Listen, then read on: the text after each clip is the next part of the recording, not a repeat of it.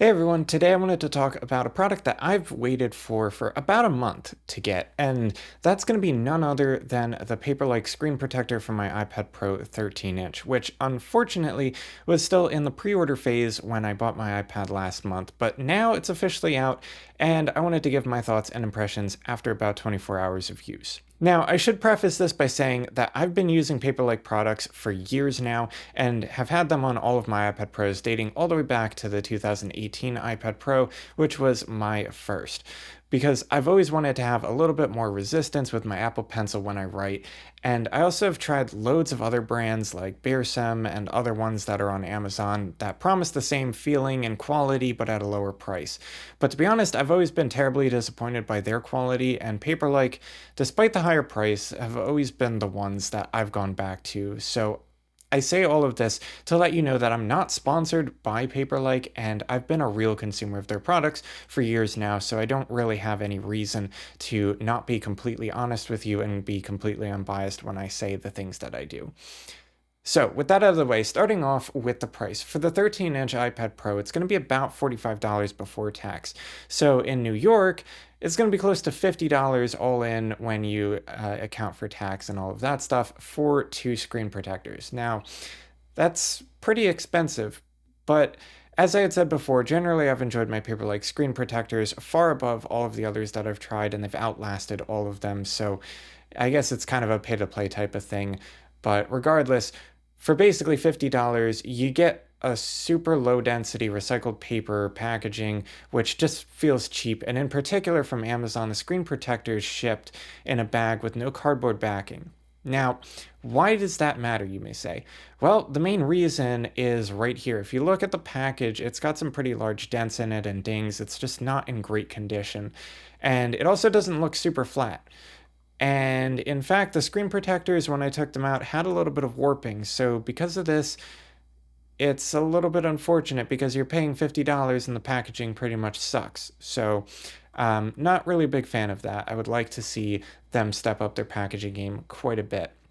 But aside from all that, you get your two screen protectors, a sheet with some sticky tools for aligning the protector, installing it, clearing dust and debris, all of your typical stuff. You also get a couple of wet wipes and a microfiber cloth so that way you can get your iPad nice and clean before you actually apply this. Um, but again, I just feel that the presentation could be a little bit better. But we're not really here for the presentation, are we? So, moving on to the most important part of the whole package, which is going to be the writing experience.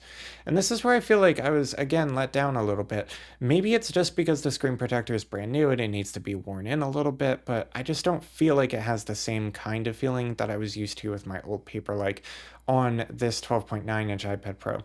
On the 13-inch, it just kind of feels a little bit more rubbery. It's certainly more resistant to movement than my old one, but it just doesn't have that papery type of feeling that I've been craving, at least with the angle of attack that I typically write.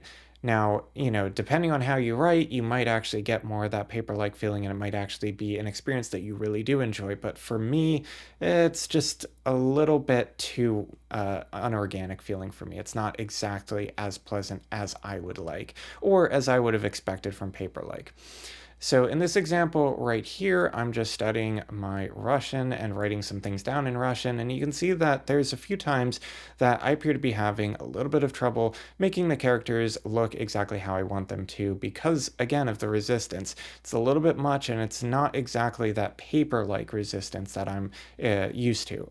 Even on my old Paperlike, you can see that I'm doing a very similar type of thing here on my other iPad, and I'm having a lot less difficulty. So even though the old Paperlike was, a little bit worse in some ways, it was a little bit thicker and, other things like that, it at least did have, I think, a better Paperlike feeling. So again, like I said, it's a little bit unfortunate. And this brings me nicely to another device that I've recently discussed on this channel, which is going to be the Kindle Scribe. So on this device, you just get a Paperlike screen straight out of the factory. And when I tell you that this is the most delightful writing experience that you'll ever get on a device, I mean it. It feels genuinely good. And even though it isn't exactly like writing on paper, I'd say it's pretty close. But the only thing is that it's it's a Kindle at the end of the day. So you aren't going to be illustrating the way that you are on an iPad. You're not going to be doing scanning of documents and then marking them up immediately after. There's a lot of things that you're just not going to be able to do because it's a Kindle. So, those heavier tasks, again, are still always going to need more horsepower and be done on something like an iPad. But regardless, it's a great experience if you just need to write things down. But back to the iPad.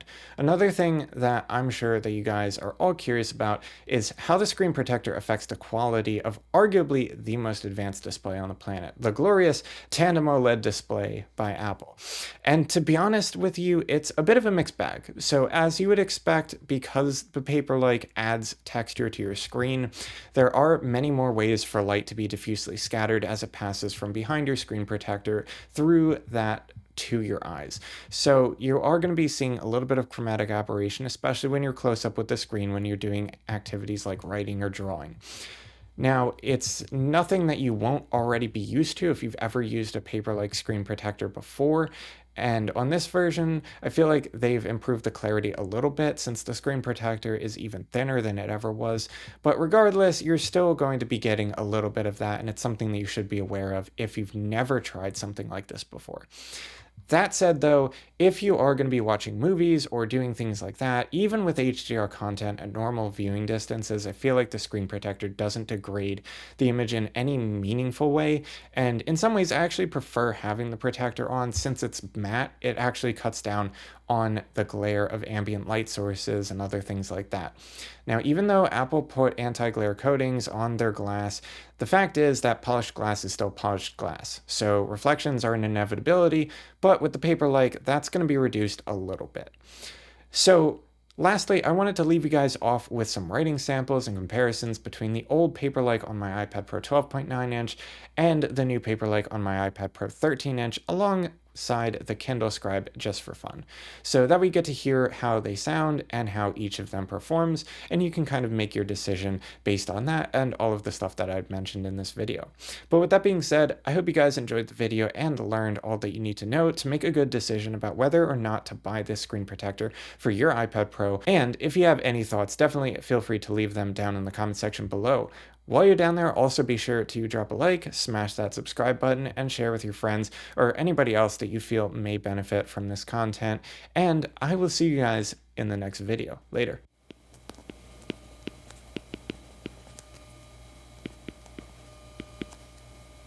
So as you can hear, it sounds pretty decent, but it's not really exactly super papery sounding. And like I said, there's still a little bit of that kind of rubbery feeling, although I feel like since I've washed the screen protector, now it feels a little bit nicer than it did before. But like I said, it's just, it's not quite what I was expecting, especially from Paperlike. I mean, it's okay, but it's not, as paper feeling as, maybe I would have expected. But with that being said, let's move on to the other iPad. All right, so now here we are on my other iPad Pro, the 12.9 inch. This has the older version of the Paperlike screen protector. It is, of course, a bit older. I've had this thing on here for several years now, but I did just wash it, so it should be at least relatively clean. So that way we can kind of get a comparison between the two. So here's what this one sounds like.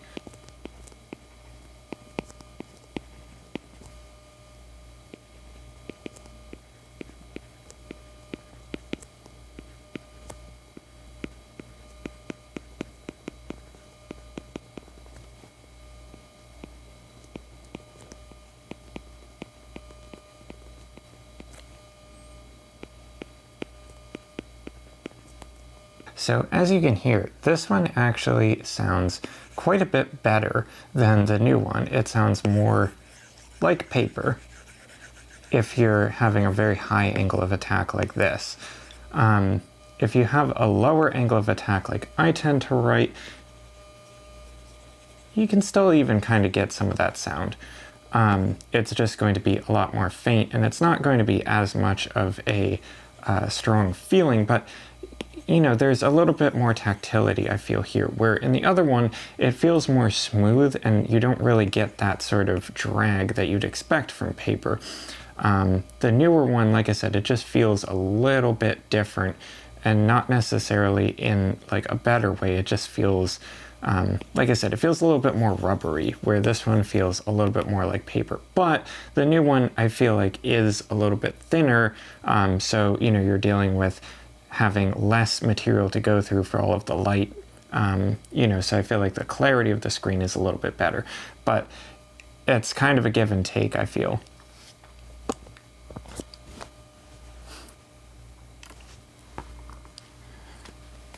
All right, so now finally we're getting on to the Kindle. So this is going to be the Kindle Scribe. All right, so now here we are on the Kindle Scribe. And again, of course, this is a Kindle, so it's not going to be anywhere near as powerful as an iPad or as capable. But, you know, this is just to kind of give you an idea of what some other companies have been able to do in terms of emulating that paper type of feel. So here we go.